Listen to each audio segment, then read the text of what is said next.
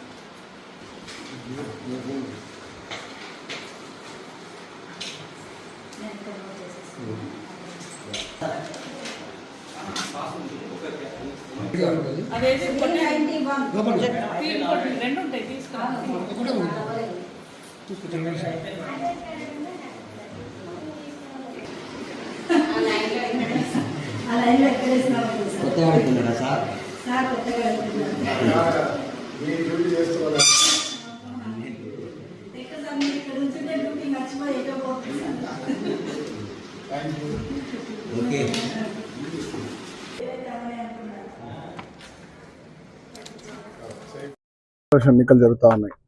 రామగుండం ప్రాంతంలో ఉన్నటువంటి కార్మిక బంధువులు, యువమిత్రులు, మహిళా శక్తి ఒక్కరని కాదు ప్రతి కుటుంబం ఇవాళ ఒక నిర్ణయం తీసుకున్నారు. రామగుండం అద్భుతంగా 50 సంవత్సరాలు జరిగినటువంటి అభివృద్ధి 2 సంవత్సరాలు జరిగింది. ఇంకా జరగాలి, కొనసాగాలి.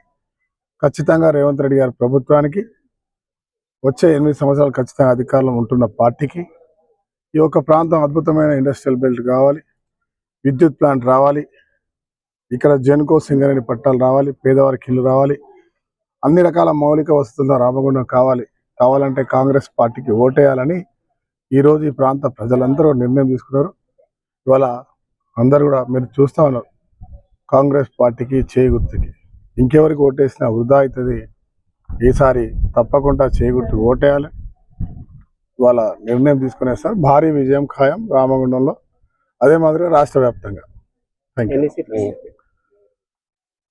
60 సీట్లకు 60 సీట్లు వస్తాయని అనుకుంటున్నాం.